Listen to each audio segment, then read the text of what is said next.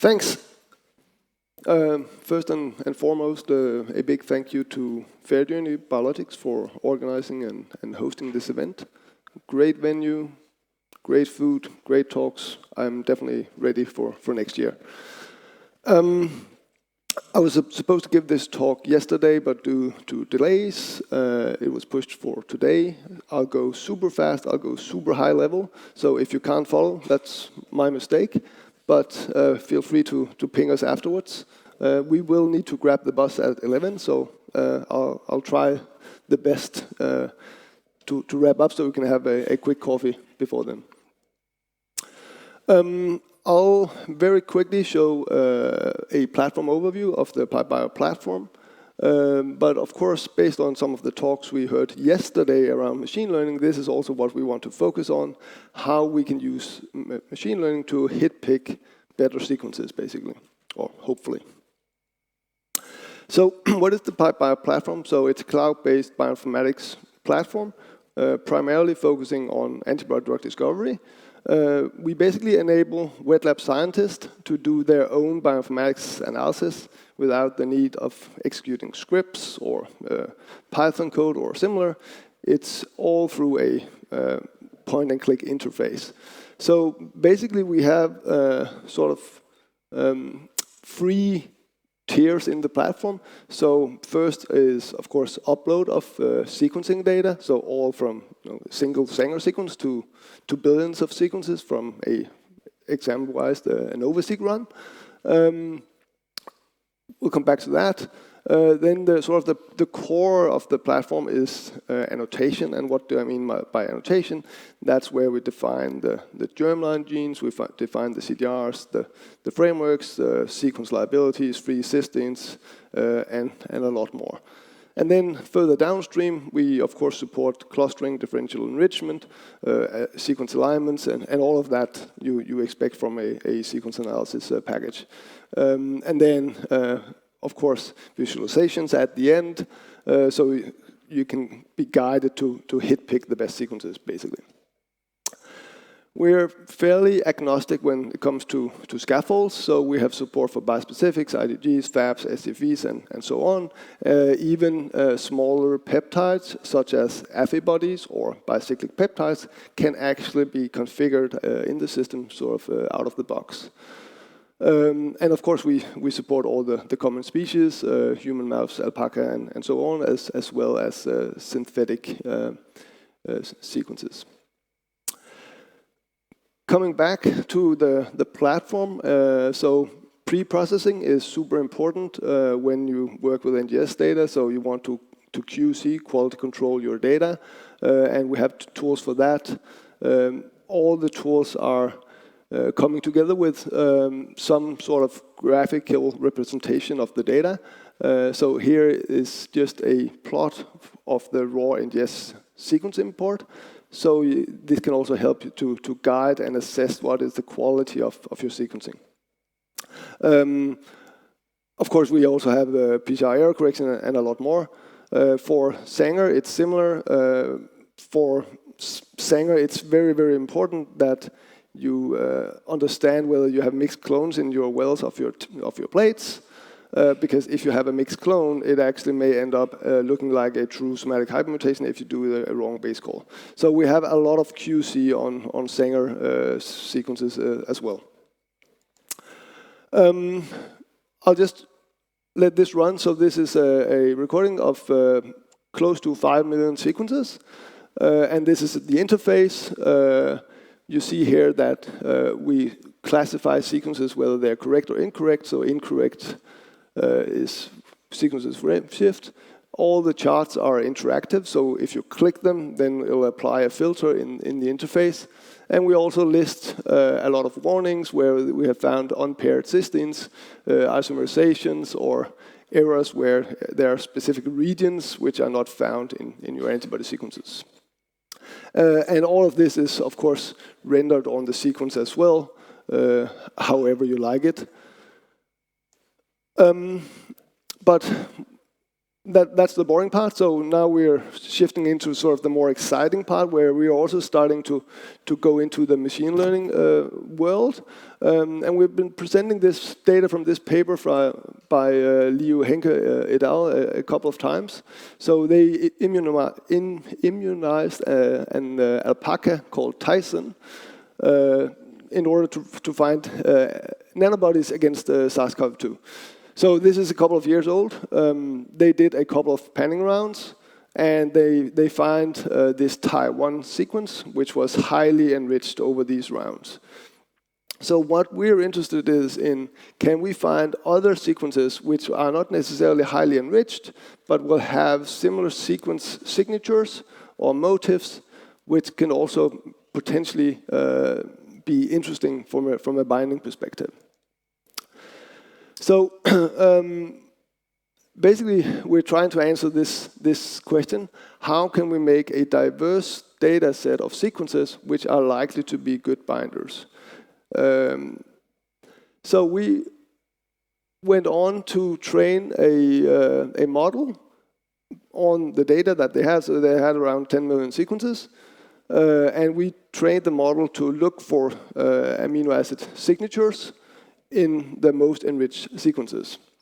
And what is super important for us is we saw from some of the talks yesterday that we require a massive amount of data, and then we have models which we can't really explain what is going on, but it seems to pick out some good sequences. For us, it's super important to have a model where we can actually understand what's happening. And this is super important because if we downstream want to humanize the sequences or similar, then we need to know why did the model pick out these particular sequences. So it's, in a way, a more simple model than what was showed yesterday, but that's very important for us. So after training a model, we'll output something like this. In green, you'll have amino acids, so you have the IMDT numbering up here, and then you'll basically per residue have this matrix where you show which are the amino acids, discontinuous motifs, which are important for enrichment. Then, of course, we can take all of that data from the model and apply to the entire data set. And then we just for simplicity, pulled out 40 sequences here from the various models and rules that we made. So it's not necessarily completely clean, this alignment, but you can see here from whatever rule this is, that we have specific amino acid signatures, discontinuous motifs, which are super important for this rule. So we then went to validate this in silico. So we have not yet validated this in the lab, but in silico we did a validation. And what we found was that a lot of our machine learning, or a lot of our rules, actually pick out the exact same sequence as we see from differential enrichment. So in the panning rounds where we have highly enriched sequences or antibodies, which we have found by regular sequence-based clustering, we can actually find the same sequences with our model. So that's very reassuring. And that's basically what you see here in this phylogenetic tree, that we have a rule and then we have the accompanying sequence-based clustering. So this is just a phylogenetic tree. We have in red the fold changes of the raw data based on regular sequence clustering. And just for the output of it, we have the CDR 1, 2, and 3 sequence per node in the tree. So if we let that run, we can see that some of these rules, as I just mentioned, actually come together with a model with the sequence-based clustering. So that's really reassuring. And then we apply the filter down here, so we can actually do further investigation in the actual sequence alignment. So what is also super interesting is that we actually have some blocks of rules here which do not or were not picked up by sequence-based clustering.